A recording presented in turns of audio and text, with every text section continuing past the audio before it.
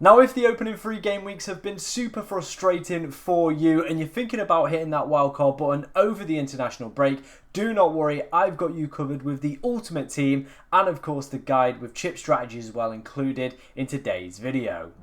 Now, before we dive into today's video, of course, if you do enjoy any of the content that you see on the channel, please be sure to like, comment and subscribe as we are ridiculously close to hitting 17.5k on the channel, and it would be amazing if we could hit that over the international break and get there before the return of FPL. As always with my wildcard videos, I like to take a look at data from 11-5. If you want to go and check it out for yourself, I will leave a link to their amazing website in the description, where of course you kind of have a play around with these numbers and obviously take a look at which teams are predicted to do well in terms of their goals and clean sheet numbers. So let's start off first with the projected goals then. Of course, we're seeing Liverpool the next 2 weeks, they are looking ridiculously strong for them. Obviously, game week 4 being the standout fixture there. Potential, of course, if you aren't on a wild card this week for maybe a little bit of triple captaincy on maybe a Liverpool player, but I think obviously confidence being a little bit low within Mohamed Salah, probably not going to be the right time, but I still think he's going to be the go-to and golden captain for that period.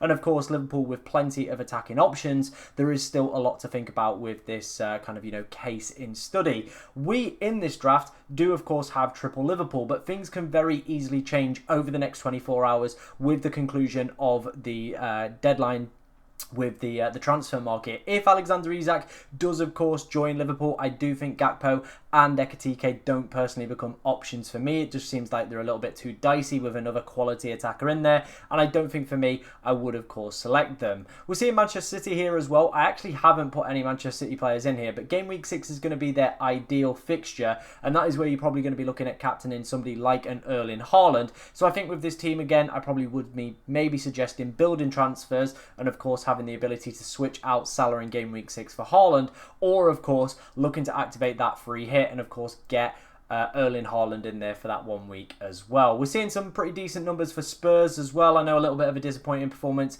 in game week 3 against Bournemouth, but their numbers are still good. Same with Chelsea as well, so João Pedro going to be very much a great option to of course go and pick up. And I think Arsenal could be decent on the wildcard, maybe somebody like a Gyökeres, but I think there's plenty of other better options with the short-term fixtures. However, when we get to game week 7, I do feel that is probably going to be the hop-on point where a lot of people do, of course, look to start and obviously go and pick up Gyökeres over that period. Villa have been very, very poor at the start of the season, but they do have some good fixtures, so still I think worth considering. I know like if you don't want to go there, I fully understand it.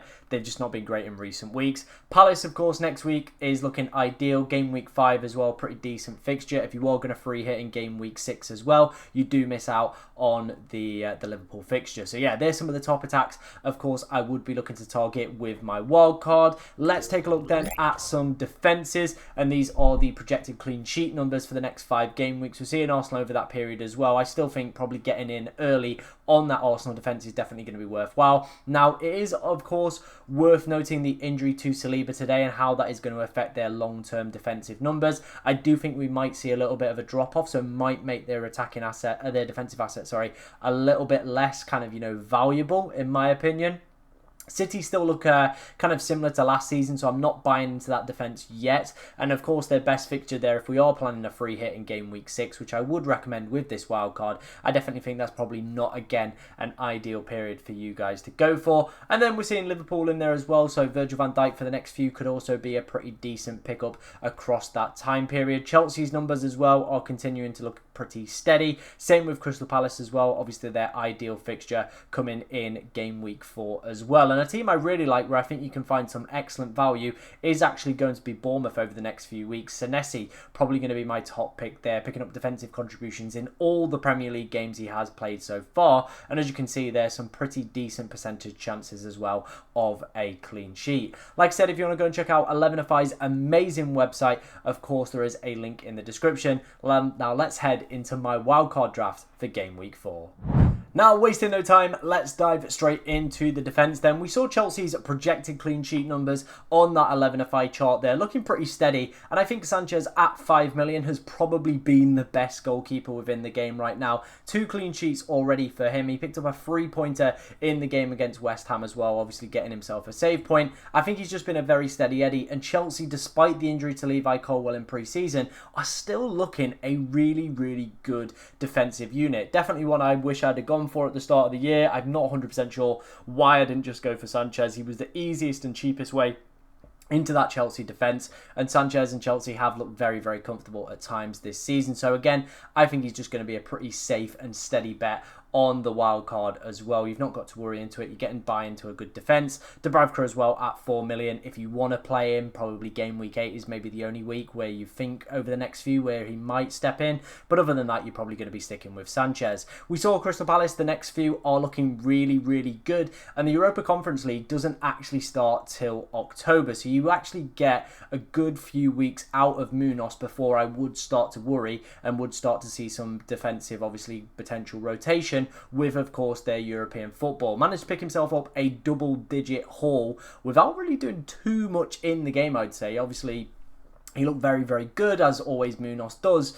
But yeah, he's just one of those players that will just continue to pick up points very, very good. Hasn't been obviously amazing on the DEFCON aspects, but you are picking up one of the best attacking fullbacks within the Premier League. One of my favourite assets to own last season. I think with the fixtures coming up in European football not starting till October, I still think he's going to be an absolutely fantastic buy for most people's sides. We saw on the 11FI data, Arsenal top of the projected clean sheets over the next 5 game weeks, and that is why we've gone for Gabriel. Buy-in early as well to that Arsenal defence. Obviously, game week 7 is where their fixtures really do turn, and you are going to see a lot of people wildcard in game week 6 or game week 7, and we are going to see people pick up, of course, a lot of Arsenal attackers and defenders. I think you're just probably getting in a little bit early on it, and Forest at the moment look like they're going through a little bit of turmoil, so might be able to grab yourself a cheeky clean sheet. Of course, I would monitor what happens in terms of potentially a new centre-back joining Arsenal. I know they've been linked with a guy from Leverkusen, and I'd also monitor the Saliba situation, of course, over the international break. Pedporo's in here as well, a good fixture against West Ham. I know obviously they managed to do the business today with a 3-0 win. Very, very impressive for them. But for large parts of the game, I still felt, Spurs probably would have a large proportion of control within that game. I think maybe, both sides kind of hit different levels. Spurs didn't look great. West Ham looked great. It was like a bit of a kind of topsy-turvy game. But Porro, still for me, I think for the next few weeks is going to be still a decent option. I think, though, the only concern I do have around Pedro Porro is what set pieces are going to be taken off him with, of course, Xavi Simons joining the club. If you haven't watched any of Xavi Simons' clips or seen any of his data, the guy takes a lot of corners, the guy takes a lot of free kicks. He's going to be eating them up off Pedro Porro. And with the manager, Thomas Frank, being so obviously set piece orientated, I do think he is going to be a real gem to, of course, have within your side potentially at some point this season. So I do think he's going to obviously start to take them off Porro, but I think maybe we might see him slowly integrated with the squad, of course, with European football coming up round the corner as well. So I still think Porro for the short term is going to be still a decent option, but I would keep my obviously scouting eyes on, have a look what other defenders are doing well over this period. Okay, heading into the midfield, and I'm a real big fan of this, to be honest. I feel we've got some real decent players within this midfield section. We've got Cody Gakpo. Of course, I did say when we were talking through the 11FI data that if Liverpool do sign Alexander Isak, he probably is a little bit of a non-runner, but his minutes over the opening 3 have been exceptionally good, and I don't really see that changing too much, to be honest, because there's not really kind of anybody else that can kind of fit within that left-hand side. He feels like he is going to be the prime option to, of course, play in there. The next 2 are just immense for Liverpool as well. And then at that point, obviously, European football will be fully into swing, and maybe, again, might be one of those players that you do potentially want to look out, kind of avoid. But I think for right now, the minutes seem secure. They've got great fixtures on the horizon, and investing into one of the best attacks within the league never feels like a bad idea. They're always going to score goals. There's always going to be plenty of goal share hanging around there, and Cody Gakpo has definitely been the beneficiary of that early doors for this season. But like I said, if Isak does join, probably does put me off. Now, I know a lot of people are thinking about potentially going without Mohamed Salah, but for me, he just is the easy set and forget captain for the next 2 weeks and would be somebody that, of course, I would give the armband to. After game week 6 is, of course, where you could maybe switch things up, go without Mohamed Salah, look to divert those funds into the forward position. Maybe, like I said, Isak joins and that opens that door, or you might want to, of course, go for Erling Haaland and upgrade one of the other forwards within the side. So once you get the next 2 fixtures out of the way, where he is the clear and obvious captaincy option because of the projected goal numbers that we're seeing from the 11-5 model, then, of course, I can understand why people will want to shift him off if he's not been delivering for 14.5. When you are paying these premium prices for these players, they need to be hitting the big numbers and need to be justifying you giving them the armband as well. We've also got Mohamed Kudus in there as well. I think I'm kind of just using this as maybe a placeholder. I would be tempted to maybe, like I said, take a punt on Xavi Simons as well within that role. I also think there's some other decent 6.5s, or even if you wanted to drop that down to maybe somebody like a Caicedo or Dewsbury Hall, I wouldn't mind it if you wanted to free up even more money within this squad as well. There is that possibility to, of course, go and do that. But like I said, the Spurs fixtures are pretty decent. It's seeming like, they are going to score plenty of goals this season, and Kudus is definitely going to be involved within that. My big concern, though, is this Xavi Simons transfer again.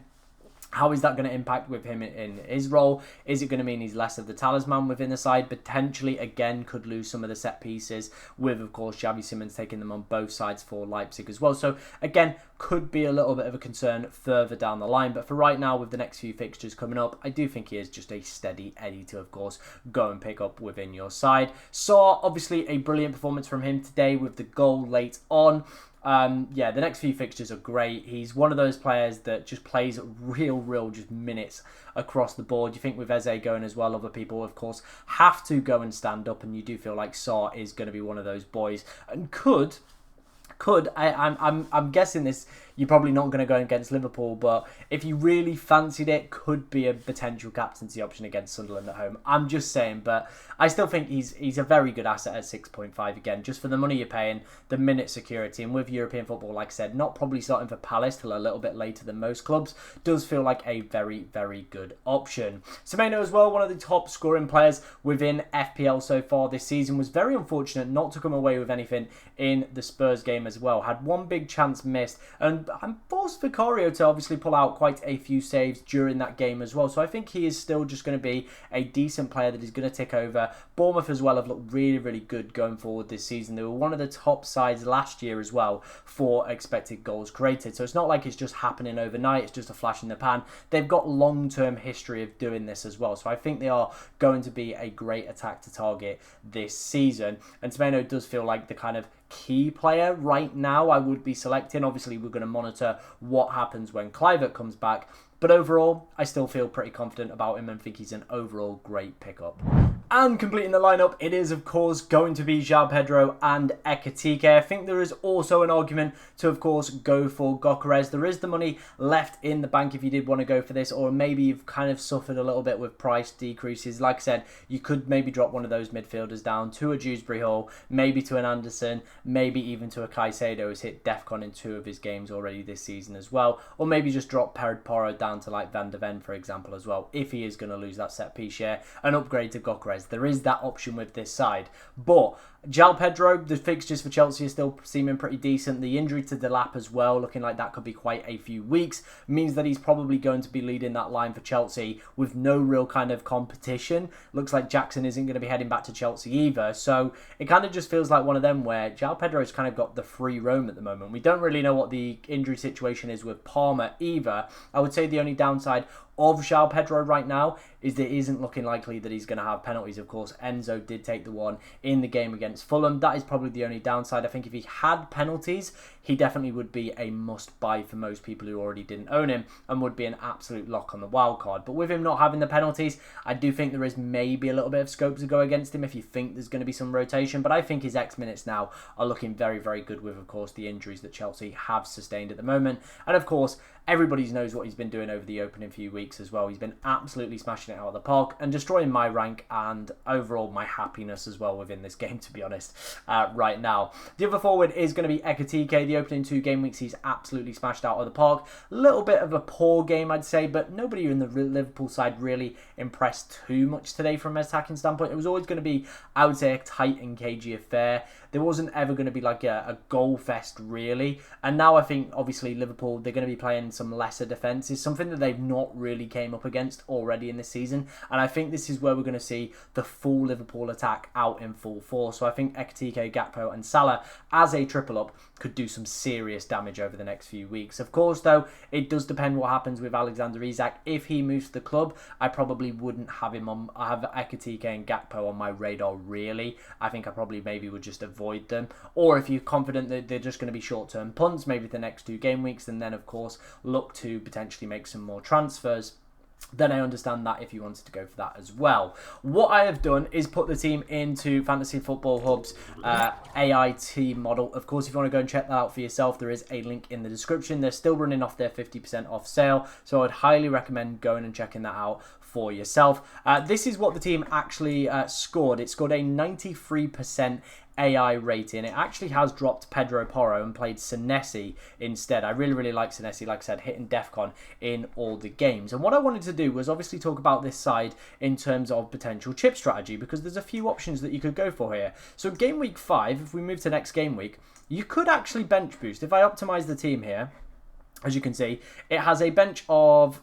Interestingly, it's decided to play Dubravka ahead of Sanchez, but let's say, for example, you would still have Dubravka, Ped Porro with Brighton, Thiago with Fulham, and Esteve against Nottingham Forest. So not a bad fixture for Burnley if you really wanted to target it. And everybody in the starting 11 has pretty decent fixtures across the board. Like I said, game week 6, you could go for that free hit to, of course, go and get the best player in there and remove your 2 Crystal Palace boys. That makes complete sense. The other week where you could maybe go for a free hit as well, not a free hit, sorry, a bench boost, would be, again, this game week 8 here. We're seeing, obviously, Dubravka and Esteve, your 2 duds. They've got Leeds at home, which is, again, another fine fixture to be playing these guys in. And as you can see, Thiago, who is the 6 million striker that we have selected with this side, has West Ham. So, again, a pretty decent fixture for him. I think if my ideal point would probably be to try and get it out the way in game week 5. It's an okay fixture for the double Burnley defence. It's all right for Thiago as well with Fulham. You could see him maybe getting something out of that.